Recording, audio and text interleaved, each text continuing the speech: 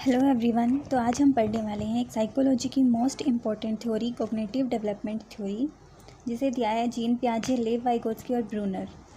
वैसे तो इसमें सबसे बड़ा नाम जीन पियाजे का आता है। इन्होंने ही अपने एक्सपेरिमेंट्स और अपने व्यू इसमें डाले हैं, बट इन तीनों का ही नाम इससे जुड़ा हुआ है। तो इस चीज़ पे भी क्वेश्चन आया हुआ है कि कॉग्निटिव डेवलपमेंट थ्योरी में किस किस साइकोलॉजिस्ट ने अपना योगदान दिया है। तो ये तीनों नाम आपको याद रखने हैं, ठीक है। वैसे तो इस थ्योरी में पढ़ने के लिए बहुत कुछ है, लेकिन हम सिर्फ पॉइंट टू पॉइंट पढ़ेंगे, एग्ज़ाम ओरिएंटेड पॉइंट्स ही देखेंगे जहाँ से क्वेश्चन बार बार रिपीट होते हैं और हो सकते हैं आगे, ठीक है।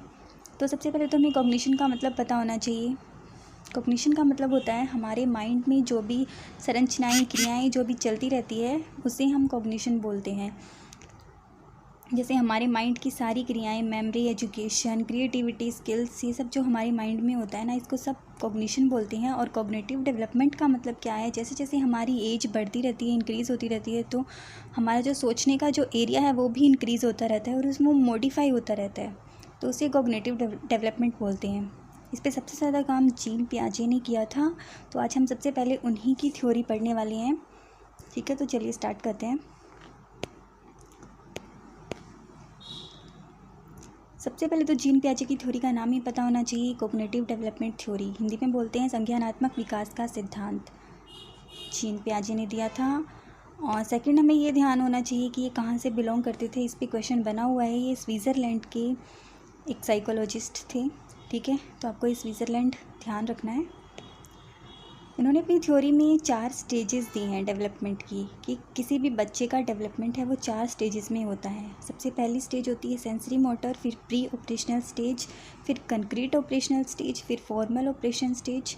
और कुछ ही टर्म्स दी हैं जो मोस्ट इम्पॉर्टेंट है, स्कीमास, एसिमिलेशन, एकोमोडेशन और इक्विलिब्रियम, ठीक है। इन सबको एक एक पॉइंट करके हम समझेंगे और एग्ज़ाम पॉइंट ऑफ व्यू से इम्पॉर्टेंट पॉइंट्स जो कीवर्ड्स होते हैं उन्हें देखेंगे। तो सबसे पहले स्टेज दी है इन्होंने सेंसरी मोटर स्टेज, जो बर्थ से लेके 2 साल तक होती है, ठीक है। इसको हिंदी में बोलते हैं संवेदी पेशीय अवस्था या संवेदी गामक अवस्था। तो सबसे पहले तो आपको इसकी एज ही ध्यान रखनी है कि ये बर्थ से लेके 2 ईयर तक होती है। हमें पता है कि इस एज में बच्चे की लैंग्वेज डेवलप नहीं होती और वो अपनी सेंसेस के थ्रू ही सारी चीज़ें सीखता है, ठीक है। रिफ्लेक्स एक्शन के द्वारा सीखता है। ये सारे जो पॉइंट्स लिखे हुए हैं ये सारे कीवर्ड्स हैं और इन्हीं कीवर्ड्स का यूज़ करके क्वेश्चन बनाया जाता है, ठीक है। तो आपको ध्यान रखना है कि वे कौन सी एज है जिसमें बच्चा सेंसेस के थ्रू सीखता है। तो सेंसरी मोटर स्टेज होती है, ठीक है। जैसे हम किसी बच्चे के हाथ में अगर कुछ पकड़ा देते हैं, कोई कुछ उंगली रख देते हैं, तो वो पकड़ लेगा, उसे पता नहीं होता, वो जानबूझ के ऐसा नहीं करता। ये उसके रिफ्लेक्स एक्शन है। जैसे कुछ रिफ्लेक्स एक्शन हमारे अंदर भी होते हैं, लाइक पलकें झपकाना, अपने आप झपकती है, हमें पता भी नहीं चलता। तो इसी तरह सेंसेस के थ्रू बच्चा इस एज में सीखता है। Second, object permanence. Object permanence का मतलब क्या है कि जैसे बच्चा 1 साल से ऊपर, 1-1.5 साल से ऊपर होता है और उसे कोई चीज़ या कोई टॉय पसंद आता है और उसे हटा के हम दूसरा रख लेते हैं, तो वो दूसरा पकड़ता नहीं है, वो रोने लग जाता है। तो इसका मतलब क्या है कि उसका वस्तु स्थायित्व हो चुका है, वो जो चीज़ थी वो उसके माइंड में बैठ चुकी है। 1 साल से पहले वैसे नहीं होता। इसको आउट ऑफ साइट और आउट ऑफ माइंड भी बोलते हैं, कि नज़र से दूर तो दिमाग से भी दूर। बट जैसे जैसे बच्चा 1-1.5 साल की उम्र में आता है तब ये ऑब्जेक्ट परमानेंस होता है। तो ऑब्जेक्ट परमानेंस की एज कौन सी है, सेंसरी मोटर। और आउट ऑफ साइट और आउट ऑफ माइंड की एज भी सेंसरी मोटर स्टेज है, ठीक है। गोल डायरेक्टिव बिहेवियर भी इसी एज में आता है। लाइक अगर बच्चा, जैसे इसका एक बेस्ट एग्जांपल है, अगर कोई जलती हुई दिया सलाई देख लेता है और उसकी तरफ हाथ लगाने दौड़ता है, तो चाहे उसको आसपास उसकी मम्मा, उसके पापा चिल्लाते रहें कि नहीं वो गर्म है, उसको हाथ मत लगाना, पर वो किसी की नहीं सुनता।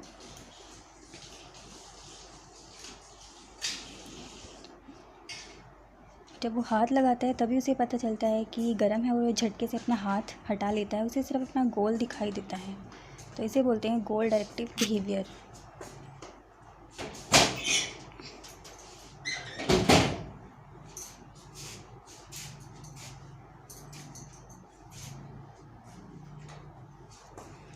स्ट्रॉन्गर एंग्जाइटी भी इसी एज में होती है। तो आपको ये सारे जो कीवर्ड्स हैं ये ध्यान रखने हैं। सेंसेस के थ्रू सीखना, ऑब्जेक्ट परमानेंस, गोल डायरेक्टिव बिहेवियर, स्ट्रॉन्गर एंग्जाइटी और out of sight out of mind की एज कौन सी है, सेंसरी मोटर स्टेज बर्थ से लेके 2 साल तक, ठीक है। सेकेंड स्टेज इन्होंने दी थी प्री ऑपरेशनल स्टेज। इसमें बच्चा थोड़ा बड़ा हो जाता है और सेंसेस से थोड़ा बाहर निकल के वर्ड्स और इमेजेस के थ्रू सीखने लगता है, ठीक है। तो ये भी एक कीवर्ड है कि किस एज में बच्चा लर्निंग करता है थ्रू वर्ड्स और इमेजेस के द्वारा। तो प्री ऑपरेशनल स्टेज में, ठीक है, वो आसपास की सारी चीज़ें देखने लगता है, उसे पहचानने लगता है। ईगोसेंट्रिज्म का मतलब क्या होता है कि इसमें बच्चा अपने आप को सेंटर में रखता है। वो सोचता है कि सारी दुनिया ना उसी के इर्द गिर्द घूम रही है, जो भी हो रहा है ये उसके लिए हो रहा है। अगर कोई चीज़ उसे अच्छी लगती है तो दूसरों को भी अच्छी लगती है। मान लो उसको बटर स्कॉच आइसक्रीम पसंद है तो उसे लगता है कि दूसरों को भी पसंद है। अगर उसे कुत्ते से डर लगता है तो वो सोचता है कि दूसरों को भी कुत्ते से डर लगता है। तो ये ईगोसेंट्रिज्म होती है। ये मोस्ट इम्पॉर्टेंट कीवर्ड है प्री ऑपरेशनल स्टेज का, ठीक है। और एनिमिज़म भी इसी एज में आती है। वो बच्चे अपने डॉल को खाना खिलाते हैं और निर्जीव चीज़ों को भी सजीव समझने लगते हैं, ठीक है। लैंग्वेज डेवलपमेंट की स्टार्टिंग यहाँ से होती है। इरिवर्सिबिलिटी, ये भी एक मोस्ट इम्पॉर्टेंट पॉइंट है। इरिवर्सिबिलिटी भी इसी एज में आती है।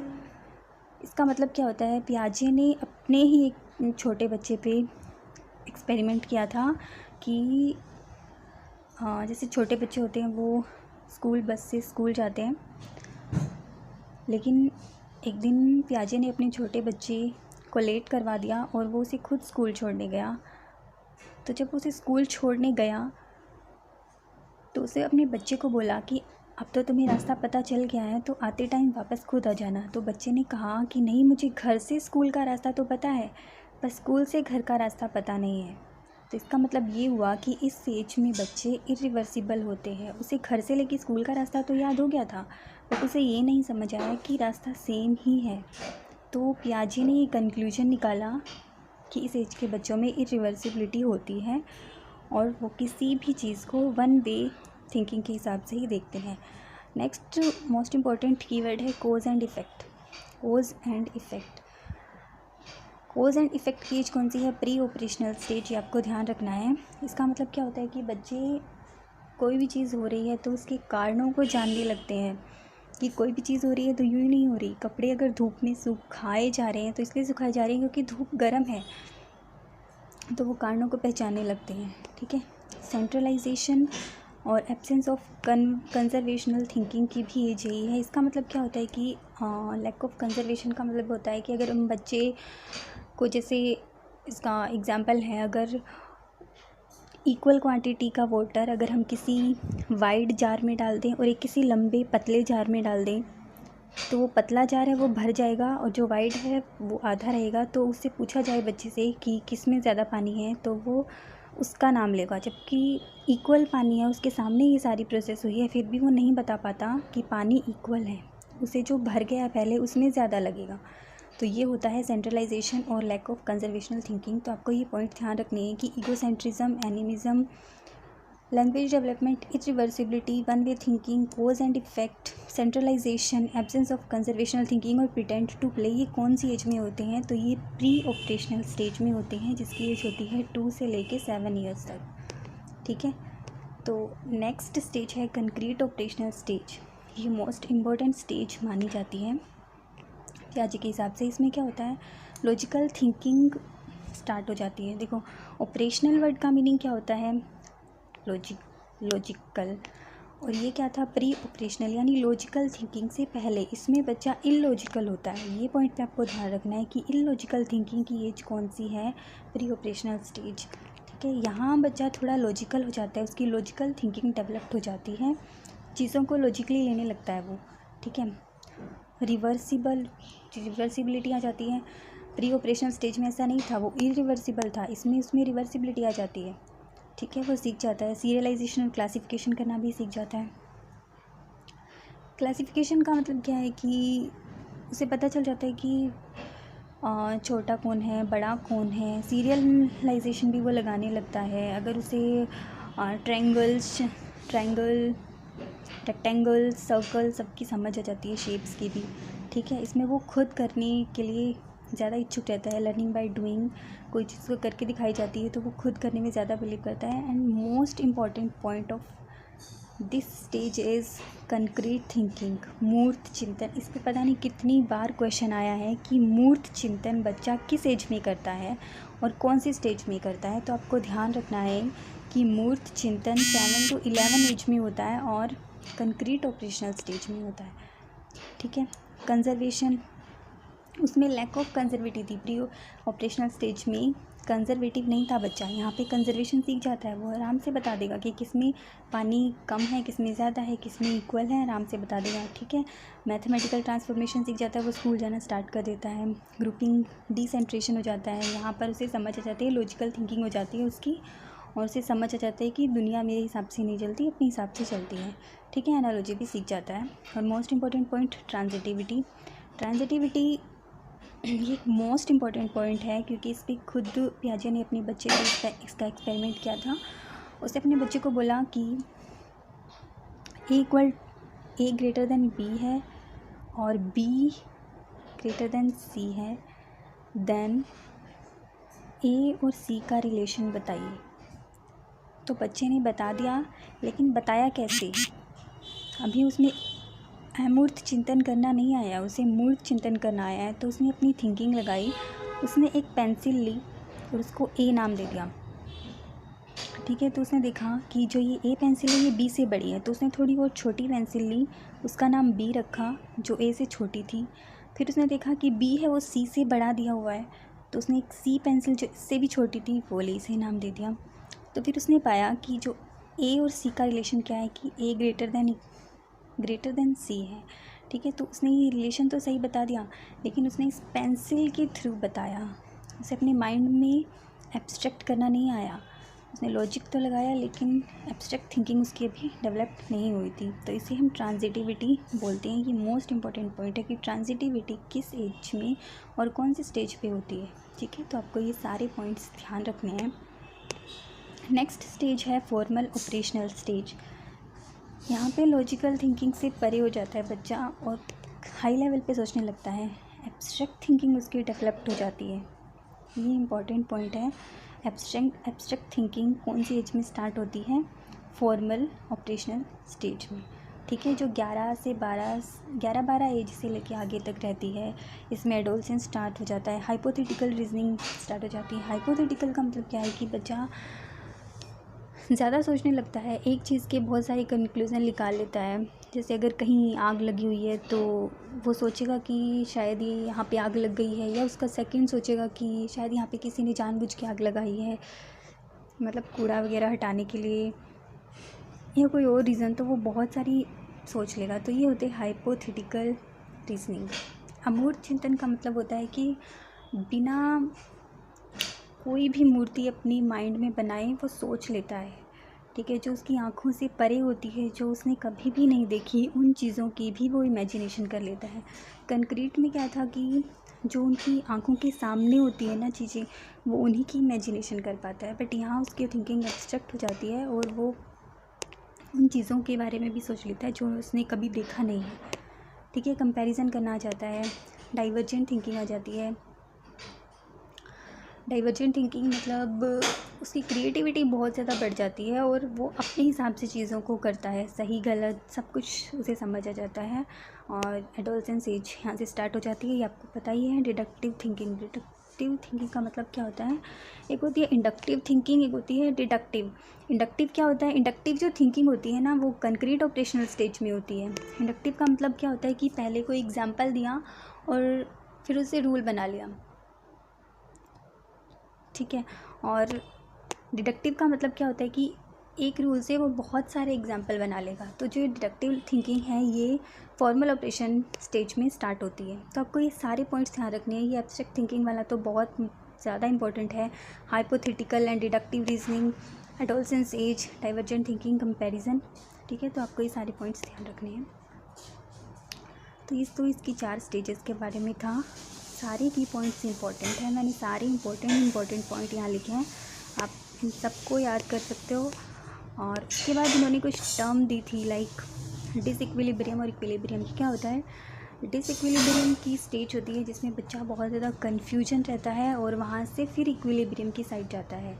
ठीक है, जैसे कि एक एग्जांपल है, जो मान लो बच्चे को कोई सफ़ेद रंग की बॉल दी गई है, तो वो क्या करता है, वो पहले उसे खाने की कोशिश करता है। वो उसे खाई नहीं जाती, वो उसे खाने की कोशिश करता है, लेकिन जो पेरेंट्स होते हैं वो बताते हैं कि ये खाने के लिए नहीं है, इसको खेलने के लिए है। मतलब उछालते हैं उसको ऊपर नीचे, तो उसको समझ आ जाता है कि उछालने के लिए है। उसके बाद फिर वो कोई सफ़ेद रंग की बॉल जैसी कोई चीज़ देखता है, कोई लड्डू देखता है, कोई अंडा देखता है, तो वो सोचता है कि ये बॉल है, तो फिर वो उसे उछालता है, लेकिन वो टूट जाता है। तो वो कन्फ्यूजन में हो जाता है यार कि ये बॉल है, ये क्या है। तो ये उसकी स्टेट होती है डिसइक्विलिब्रियम की, कन्फ्यूजन की होती है। ठीक है, फिर धीरे धीरे जैसे ही वो उसे बताया जाता है कि नहीं, ये बॉल नहीं थी, ये एक एग था, इसको उछालना नहीं था, तो फिर उसे धीरे धीरे समझ आता है कि यार हर चीज़ जो सफ़ेद रंग की है वो बॉल नहीं होती, सफ़ेद रंग की और गोल बहुत सारी चीज़ें और हो सकती है। ठीक है, तो वो इसको अडेप्ट कर लेता है। जब वो बैलेंस में आता है तो इसको अडेप्ट करना स्टार्ट कर लेता है। अब अडेप्टेशन के भी दो पार्ट होते हैं, एक एसिमिलेशन, एक अकमेंडेशन। ठीक है, इस पे भी बहुत सारे क्वेश्चंस पूछे गए हैं। एसिमिलेशन क्या होता है कि किसी भी बच्चे ने जो चीज़ एज इट इज़ अपने माइंड में रखी है, ये कीवर्ड है, एज इट इज़ जो माइंड में रखी है उसे एसिमिलेशन कहते हैं। और वो जो अपनी थिंकिंग में कोई भी चीज़ मॉडिफाई करता है ना, उसको एकोमोडेशन कहते हैं। अब जैसे वो ग्रीन कलर की बॉल देखता है तो उसे समझ आ जाता है कि बॉल सफ़ेद रंग की नहीं होती, ग्रीन कलर की भी होती है। वो पहचानने लगता है कोई चीज़, तो वो एकोमोडेशन में आता है। ठीक है, वो अपना कोई न्यू कंसेप्ट बना लेता है ना, तो वो एसिमिलेशन में आता है। एज इट इज़ इसका एक कीवर्ड है, और अगर कहीं भी क्वेश्चन में मॉडिफाई दिखा मिल जाए तो वो एकोमोडेशन में आता है। ठीक है, और उसके बाद उन्होंने एक मोस्ट इम्पॉर्टेंट पॉइंट है स्कीमा। मतलब जो हमारी जो एक्टिविटीज़ चल रही हैं माइंड की, उन्होंने पियाजे ने क्या नाम दिया है? स्कीमा। ठीक है, स्कीमा पे बहुत सारे क्वेश्चन पूछे गए हैं कि जो एक्टिविटीज़ हमारे माइंड में चल रही होती है, अपने माइंड की जो क्रियाएं होती है, उसको पियाजे ने क्या नाम दिया है? उसको पियाजे ने स्कीमा नाम दिया है। ठीक है, और एक मोस्ट इम्पॉर्टेंट है कि लिटिल साइंटिस्ट बोला है बच्चे को पियाजे ने। ठीक है, लिटिल साइंटिस्ट बोला है, लेकिन जो साइंटिस्ट होते हैं ना, वो फॉर्मल ऑपरेशन स्टेज थी जो पियाजे ने दी है, इसमें वो साइंटिस्ट पूरा डेवलप्ड हो जाता है, ये भी बोला है पियाजे ने। ठीक है, ये बात भी आपको ध्यान रखनी है। बच्चे जो होते हैं अपना ज्ञान खुद बनाते हैं, ये कॉग्निशन थ्योरी का एक मेन पार्ट है कि जो बच्चे होते हैं वो सक्रिय ज्ञान के निर्माता होते हैं। ठीक है, स्कीमा किसको बोलते हैं? हमारे माइंड के अंदर जो क्रियाएं चल रही होती है सभी, उसको पियाजे ने स्कीमा नाम दिया है। और स्कीम्स क्या होती है कि जो हमारे काम करने का ढंग, जो हमारे काम करने का मैनर होता है, उसे हम स्कीम्स बोलते हैं। ठीक है, तो आई होप आपको ये थ्योरी अच्छे से समझ आई होगी। अब आप इसके क्वेश्चंस कर सकते हैं। कुछ प्रीवियस ईयर क्वेश्चंस लिए हैं मैंने, जैसे कि ये दिख रहा है, at this stage of development children think with their eyes, ears, hands and other senses. Sense organs आ गया, तो वो कौन सी स्टेज है? Sensory motor stage. ठीक है, नेक्स्ट क्वेश्चन है, which of the following statement is not true about the theory of the cognitive development given by Jean पियाजे। अच्छा, एक बात और है कि सब लोग मानते हैं कि जो डेवलपमेंट होता है ना वो कॉन्टीन्यूस होता है, लेकिन जीन पियाजे ने माना है कि जो हमारा जो डेवलपमेंट होता है वो डिसकॉन्टीन्यूस होता है। ठीक है, तो आपको ध्यान रखनी है कि पियाजे ने क्या माना है कि जो कॉग्निटिव डेवलपमेंट होता है वो डिसकॉन्टीन्यूस होता है। तो यहाँ से रोंग बताना है तो रोंग हो जाएगा। It believes that development is a continuous process. ठीक है, और देख लेते हैं, it assumes that children learn through assimilation and accommodation. ये पॉइंट सही है, अभी हमने देखा। और it believes that cognitive development takes place in 4 different stages. ये भी हमने देखा, ये भी सही है। तो यहाँ से रॉन्ग स्टेटमेंट क्या हो जाएगी? It believes that development is a continuous process. ठीक है, नेक्स्ट क्वेश्चन देखते हैं, out of the following which alternative shows characteristics of concrete operational stage. Concrete operational stage में क्या क्या होता है ये हमें बताना है। तो अभी हमने देखा था development of idea of cause and effect, आपको पता है ये किस में आता है। The child gains understanding of principle such as conservation, logical thought. The child begins to present the world symbolically, becomes capable of creating several forms of logical thought. तो हमने देखा था ना कि कंक्रीट ऑपरेशन में उसकी लॉजिकल थिंकिंग स्टार्ट हो जाती है। तो तो ये ऑप्शन राइट हो जाएगा। ऑब्जेक्ट परमानेंस और कॉज एंड इफेक्ट, ये तो नहीं हो सकता। Object permanence sensory motor stage में होता है, ठीक है। सिम्बॉलिकली वो प्री ऑपरेशनल स्टेट में स्टार्ट करता है। लॉजिकल थिंकिंग वो फॉर्मल ऑपरेशन में स्टार्ट कर देता है, ठीक है। एक नेक्स्ट क्वेश्चन है, out of the following which is not related with cognition. Cognition हमें पढ़ा था, माइंड की क्रिया होती है परसेप्शन, यानी कोई भी अवधारणा, थिंकिंग, कंसेप्ट फॉर्मेशन, तो ये तीनों तो माइंड से रिलेटेड है। जो थर्ड ऑप्शन करेक्ट हो जाएगा वॉकिंग, ठीक है। ये हमारी मोटर स्किल होती है ना, वॉकिंग। नेक्स्ट क्वेश्चन है, in which of the following stage of the cognitive development as described by Jean पियाजे a child become capable of understanding conservation. ये क्वेश्चन हमने ये पॉइंट अभी हमने पढ़ा है, तो इसका आंसर आप खुद देने की ट्राई कीजिएगा, ठीक है। तो ये थी हमारी जीन पियाजे की theory, cognitive development theory. I hope इस थ्योरी को पढ़ने के बाद आपका कोई भी क्वेश्चन जीन पियाजे से छूटने वाला नहीं है, ठीक है। तो आप इन कीवर्ड्स को लिख लीजिएगा और ध्यान में रखिएगा।